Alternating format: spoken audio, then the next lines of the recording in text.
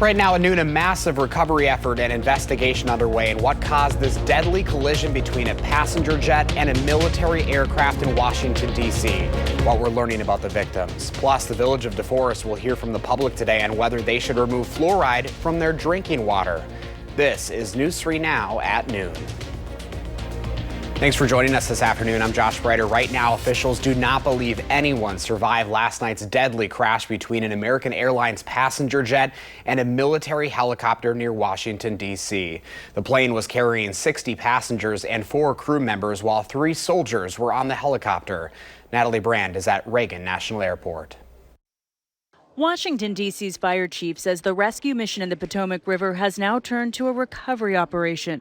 At this point, we don't believe there are any survivors from this accident. Earthcam video shows the moment a commercial passenger jet and an Army helicopter collided in midair just before 9 p.m. near Reagan National Airport outside Washington, D.C. Both the helicopter and the plane crashed in the river. Video obtained by CBS News shows what air traffic controllers would have seen. The Black Hawk at the top of the screen appears to move directly in the path of the jet operated by PSA Airlines. We don't know why the military aircraft came into the path of the PSA aircraft. President Donald Trump is pushing for an explanation. We'll find out how this disaster occurred and we'll ensure that nothing like this ever happens again. The Army says the Black Hawk helicopter was on a training flight with 3 service members on board. Defense Secretary Pete Hegseth said on social media that the DoD is actively investigating. It was a fairly experienced crew, and that was doing a required annual night evaluation. This is the first major commercial crash in the United States in around 16 years. Officials are hoping the black box flight recorder helps investigators figure out what happened. Anytime you have 2 airplanes close together, they will then go to visual separation. The real question, of course, is why did that visual separation break down to this disaster that we have right now? A number of figure skaters, along with their coaches and parents, were among those on board the plane, including 6 people from the skating club of Boston. 2 coaches, 2 teenage athletes, and the athletes' moms. It's a close, tight bond, and I think for all of us, we have lost family. In a statement, U.S. Figure Skating says, quote, "We are devastated by this unspeakable tragedy and hold the victims' families closely in our hearts." Natalie Brand, CBS News, Reagan National Airport. Reagan National Airport resumed flight operations late this morning. The airport says some flights have been delayed or canceled, so passengers should check with their airline for specific flight information. Happening today, members of the Democratic National Committee will vote for the next DNC officers. This includes the committee's party chair. Current Wisconsin Democratic Party Chair Ben Wickler is one of the people seeking the top spot. Wickler has been the state's party chairman since 2019. Happening tonight, the DeForest Village Board will meet to hear public comment on the issue of removing fluoride from village water. It comes amid calls for more discussion into the matter. The Village Board met Tuesday of last week to begin deliberating on the potential change. People who argued both for and against attended that drinking water meeting, and that next meeting starts tonight at 5. Former Vice President of the Goodman Community Center, Dwayne Powell, has been charged with 9 felonies. That's for allegedly embezzling more than $600,000 in center funds for personal use. He allegedly used credit cards to pay for gambling at Ho-Chunk casinos in Madison and Baraboo. The spreadsheet of the alleged purchases runs nearly 50 pages. Now to your certified most accurate forecast. First Four meteorologist Blaze Keller is out on the weather patio. And did we just hit 50 degrees, Blaze? We did hit 50 degrees here on January 30th in the Madison area. We're not the only ones in central and southern Wisconsin in these 50s. We have already surpassed the record high temperature for today's date by 3 degrees. I believe that was 47, which is where we're at in Monroe right now. 48 in Janesville, 52 Boscobel, 51 in Prairie du Chien, 50s all along the Wisconsin River except for the Dells. We're at 49, so we are very close. 51 up there in Camp Douglas. 49 in Manitowoc. We are set to climb into those mid-50s. So that's about 20 to 30, maybe even getting close to that 35 degree warmer than where we should be for this time of year. So you're seeing our high temperatures today compared to normal, 25 to 30 degrees warmer than average. With the forecast high of 55 degrees, we will definitely, if we get there, that is, in the Madison area, we will etch ourselves within the top 4 warmest temperatures recorded in January in 156 years. The hottest January high temperature was recorded back in 1880. That was 58 degrees. So we are certainly sitting underneath some warmer than average temperatures, and we're not done with the 50s yet. We've already had one so far in January. We've got another 50-degree day in our extended forecast. We're going to look to see mostly clear conditions today. You're taking a look at those high temperatures across central and southern Wisconsin. Again, we should be in those upper 20s, but with the lack of snow on the ground, we're just able to really warm up, not to mention southerly winds as well. Now, I did mention we have one more 50-degree day in the forecast, but we also got some wintry mix in the forecast as well. That's all coming up in just a few minutes. I think we're at what we're called Fool's Spring, right? In that list of... We've got all of February left to go, and I have a feeling it's going to be a little chillier than right now. All right, Blaze. Well, we'll look forward to the warmth while we have it. Yeah. Thank you. Well, our community baby shower is happening through tomorrow, and we need your help to make it a success. News 3 Now and Madison nonprofit Babies and Beyond once again teaming up to help hundreds of families in need when it comes to pregnancies and babies. Danielle Smith and her family are among the hundreds who have benefited from the services of Babies and Beyond. The wife and mom of 4 says she has been able to prepare for each of her babies with the help of the nonprofit. Smith says donations from the community allow essentials like diapers, wipes, clothing, and big-ticket items to be free of charge for families. Being able to secure, a bassinet, being able to secure diapers and wipes and things like that, having that extra added support was one way that it really prepared me for my first son. The peace of mind. Smith recently started working at Babies and Beyond at the front desk, bringing it full circle. During that time, she's had the chance to interact with people of all backgrounds. She says she will never forget working with an older couple who adopted their granddaughter. And we were able to help them, and they're able to walk away with everything that they needed for their granddaughter. And so it's people like that why we do what we do. So right now we're asking people to donate baby essentials to help families across the region. Some of those items needed most include girls' winter clothing, diaper sizes 5 and up, pull-ups, baby wipes, and formula. You can drop them off at Babies and Beyond Donation Center located on South Stoughton Road. We have everything you need to know on our website, channel3000.com. Still ahead for us on a Thursday afternoon, why Honda is now recalling thousands of vehicles, plus the Federal Reserve decides not to lower interest rates, what they want to see before making a change.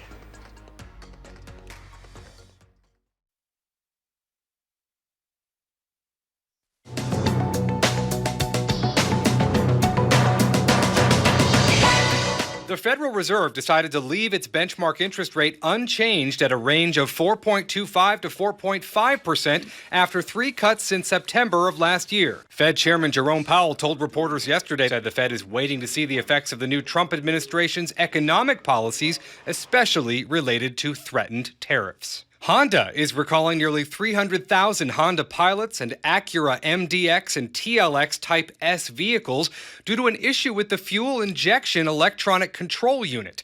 The carmaker says the issue could cause the check engine light to turn on and cause the vehicle's engines to lose power or stall, which could lead to a crash.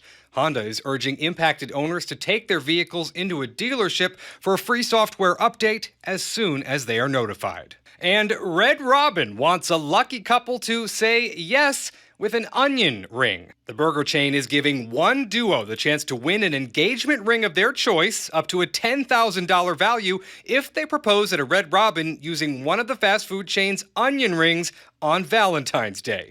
Participants must take a picture of the proposal and upload it. Red Robin is also offering a Lovebirds meal combo from February 13th through 16th. That's your CBS News Money Watch report. For more, log on to cbsmoneywatch.com. At the CBS Broadcast Center, I'm Chris Welch. Here's a look at the stock report at this hour. The Dow is up 127, NASDAQ up down 25, and the S&P 500 up 9. Up next, Pam has a look at the ag numbers, and Blaze returns with the first warn forecast, and later on Live at 4. A constitutional law expert on whether the Supreme Court could overturn the ruling legalizing same-sex marriage.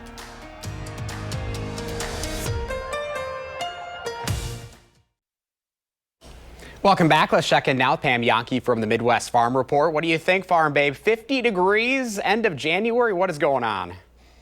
Oh, man, I'm telling you, I was just down on campus doing a story with some food scientists, and campus is alive with activity, and it seemed like everybody was wearing shorts. And in the spirit of the moment, I came back with a couple half gallons of ice cream from Babcock Dairy. So there you go. All going to celebrate in a different way with this kind of weather. But yeah, it does make a lot of farmers nervous. No snow on the ground, this kind of heat. Everything from your trees right onto those fields could use a little reminder that it's still winter. We'll wait and see. All right. The 106th annual meeting of the American Farm Bureau Federation just wrapped up just on Tuesday.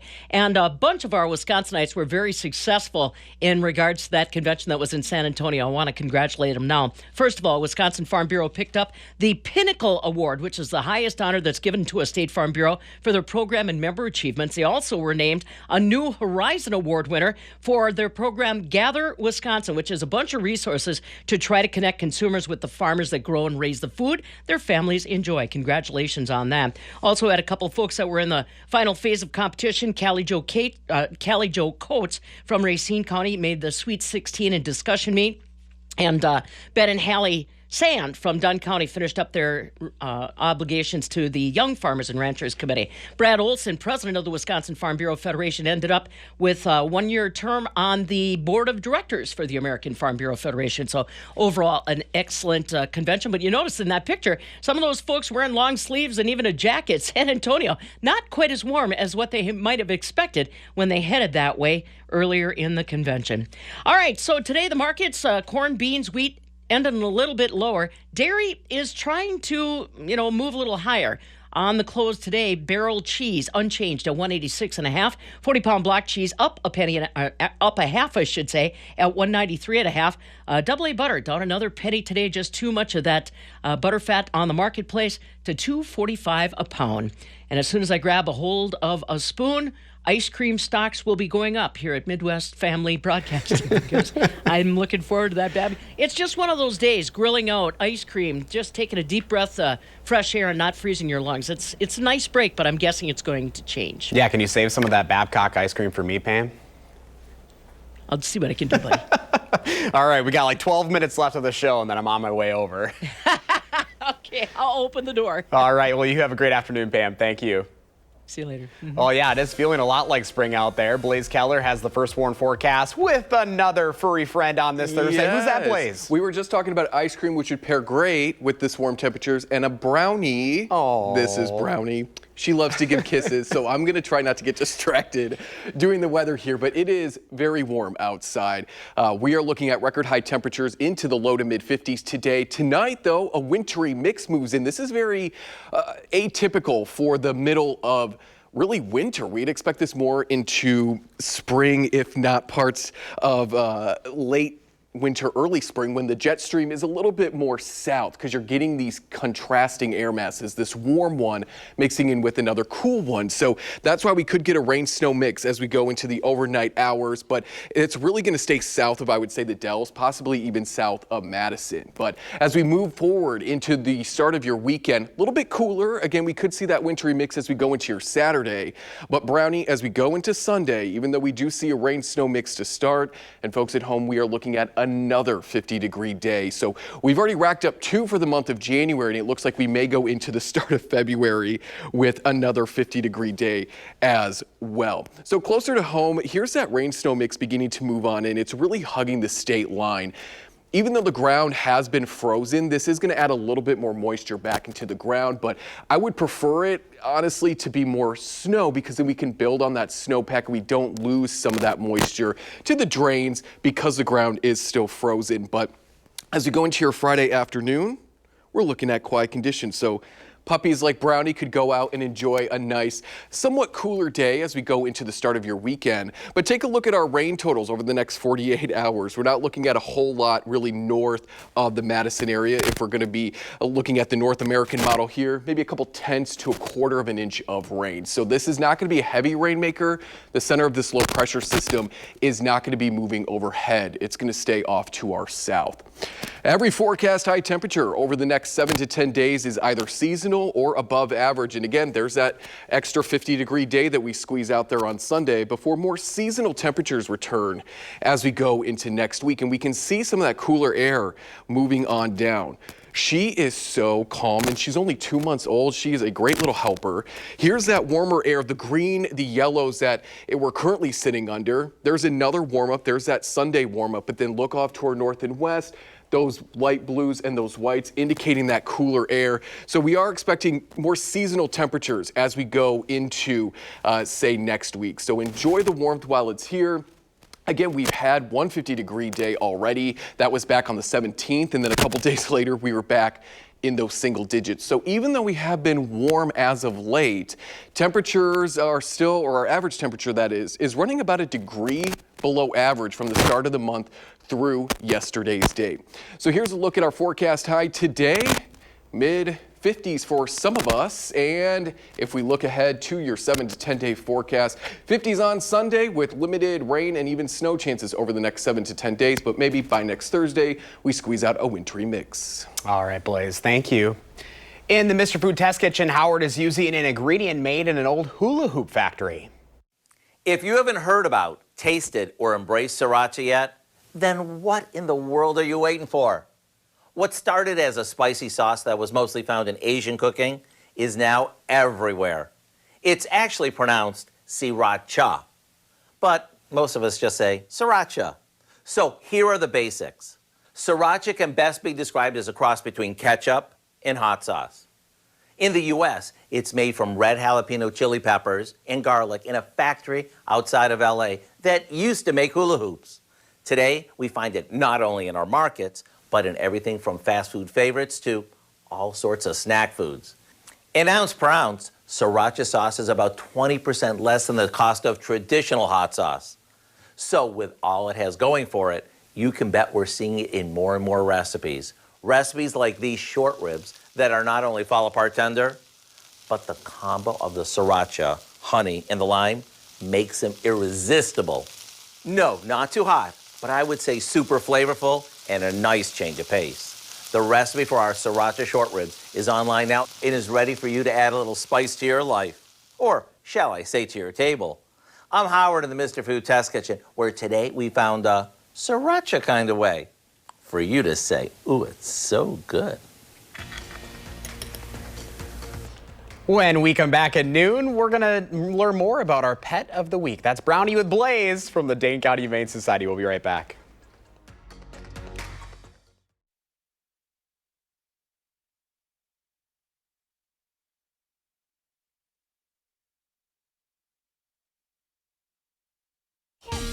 Well, it is time for Potentially Yours. Lisa Bernard from the Dane County Humane Society joins us with a special guest, and we already learned a little bit about Brownie during Blaze's forecast over there. She's just a great little helper. I had to let you enjoy her. I've had my fill. Oh my gosh, she's so soft. She's so soft. This is Brownie. She is just delicious because she's so friendly, gives lots of kisses. At 2 months old, I'm surprised still that she wasn't like trying to nibble me or anything, because sometimes they go through teething at this stage. So she's been really, really good. Loving meeting people. She does get a little nervous at times, like on the car ride. At first she was like, oh, what's going on? So, you know, she's still that puppy age that needs encouragement and learning about new experiences. So, but very attentive. I mean, we saw that during your weather. And very calm for 2 months. My puppies were not this. So this is perfect for maybe like a first time pet owner. Yeah, and I mean, she's gonna grow. She's gonna become a much bigger pup because they think she's an Australian Shepherd mix. But she's just adorable. She was having fun running in between everybody out in the waiting area, just greeting everyone. She's quiet too. She auto sits. Like she ran up to me a few times and she just does it. Sat. She's and already she's trained. Like, I'm like, wow, this is amazing. Now she's Apparently all it's TV'd nap out. time. And she's got one blue eye. You can kind of see it there. One it's blue, so one cute. brown. She is just so She adorable. wants her belly rubbed. Yes. Yeah. Oh. I mean, so adorable. How can you not? Right? I know. So she did arrive with, she was part of a litter of 8. 5 have been adopted. She and 2 others are left, Cookie and Gravy. Oh my gosh. I know, everyone must think we're very hungry at the Humane Society. And they're going to, they're going to find homes. And I love that. They're- She's going to bring joy to somebody. Yes. And so adorable, so friendly, and just all the love in the world. Well, Lisa, right here. thank you so much. Yes, We're going to find truly. Brownie a home. And a reminder, there's still time to register your animal enthusiast for DCHS After Dark's Python Party on Friday, February 7th. Children ages 7 to 12 will learn about ball pythons and hold them, as well as hang out with Dane County Humane Society's classroom corn snake, Ranger Jake, who recently celebrated his 20th birthday. To learn more or to register, you can go to giveshelter.org/afterdark. Hey, last week's pets, guinea pigs Alvin and Theodore, have been adopted. We love to see it. So now's your time to adopt Brownie or check out the other animals at Dane County Humane Society. Just go to giveshelter.org. Perfect day to get the dog outside for a nice walk, boys. She is just such a ham. I love it. I wish you guys could see her. But yeah, 50s for this late in January. I know we need snow. I know we're hurting for local businesses who rely on snow removal for some of our ski places. But we are going to be in the 50s today. We've got clear to mostly clear conditions, a wintry mix tonight, another 50-degree day on Sunday. Thanks for joining us.